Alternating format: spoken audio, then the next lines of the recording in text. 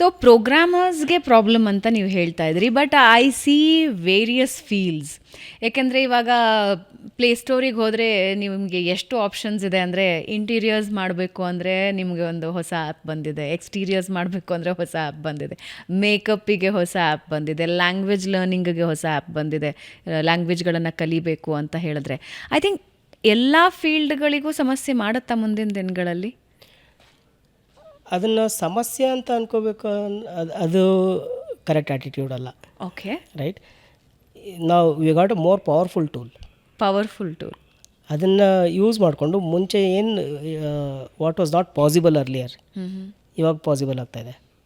Okay, so will have to rethink ಎಲ್ಲ ಕೆಲಸಗಳಲ್ಲೂ, ಎಲ್ಲ ಜಾಬ್ಗಳಲ್ಲೂ ಏನೇನು ಮಾಡ್ತಾಯಿದ್ವಿ. Time to stop and rethink and see like how can you do it better. Update ಆಗಬೇಕು ಅಂತೀರಿ? With A I. ಸೊ ಹೊಸ ಜಾಬ್ಸ್ ಕ್ರಿಯೇಟ್ ಆಗುತ್ತೆ. Okay, right. It's almost like because of this ability ನಾವು ಎಷ್ಟು ಮಾಡ್ಬೋದು, ಇನ್ನು ಏನೇನು ಮಾಡ್ಬೋದು ಅಂತ ಅದು ಜಾಸ್ತಿ ಆಗುತ್ತೆ. ಸೊ ನಮ್ಮ ಮಾಡ್ತಾ ಇರೋ ರೀತಿ ಚೇಂಜ್ ಆಗುತ್ತೆ.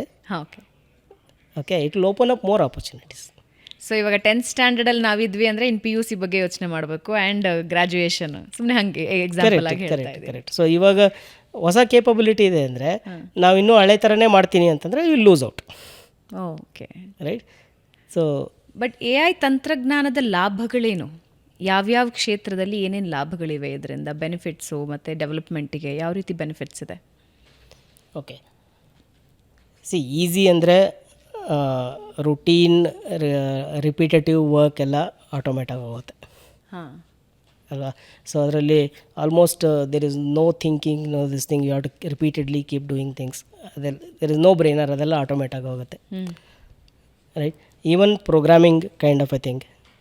ನಾವು ದ ಪ್ರೋಗ್ರಾಮರ್ಸ್ ಎಬಿಲಿಟಿ ಮುಂಚೆ ಅವ್ರಿಗೊಂದು ಯಾವುದೋ ಒಂದು ಪ್ರೋಗ್ರಾಮಿಂಗ್ ಲ್ಯಾಂಗ್ವೇಜ್ ಗೊತ್ತಿದ್ದರೆ ಸಾಕಿತ್ತು.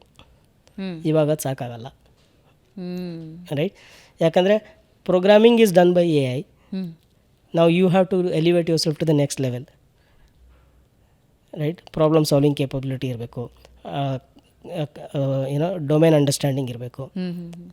ಸೊ ಹೊಸ ಪ್ರಾಬ್ಲಮ್ ಫಾರ್ಮುಲೇಟ್ ಮಾಡಿ ಸಾಲ್ವ್ ಮಾಡೋಂಗಿರಬೇಕು. ಓಕೆ, ಸೊ ಅದು ಎಬಿಲಿಟಿ.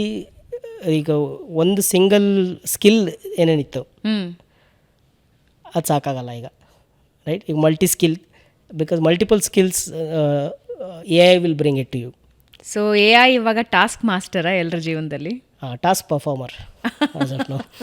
ಓಕೆ, ಅದಕ್ಕೆ ನೀವು you need a puppeteer to manage that. Right. So that we still need human expertise, but the level of knowledge and expertise needed to do that ಅದು different from just writing programs ನಾವು. Right. ಎಲ್ಲ ಕ್ಷೇತ್ರದಲ್ಲೂ ಅದೇ ಥರ ಆಗ್ತಾ ಹೋಗುತ್ತೆ. ಈಗ ನೀವು ಕಾಂಟೆಂಟ್ ಕ್ರಿಯೇಷನ್ ಮಾಡ್ತಾ ಇರ್ತಾರೆ, ಸೊ ಬರೆದ್ಬಿಟ್ಟು ಮತ್ತೆ ರಿವೈಸ್ ಮಾಡೋದು, ಎಡಿಟ್ ಮಾಡೋದು, ಅಲ್ಲಿ ಟೈಮ್ ಸ್ಪೆಂಡ್ ಮಾಡೋದಕ್ಕಿಂತ that job is done by AI. You can spend more on what to write. Right. Where to do your research, ಎಲ್ಲಿಂದ ಇನ್ಫಾರ್ಮೇಷನ್ ತೊಗೊಂಡ್ರೆ ಹೆಲ್ಪ್ ಆಗುತ್ತೆ, ಅದ್ರ ಮೇಲೆ ಫೋಕಸ್ ಮಾಡ್ಬೋದು. Right. So that is a big benefit.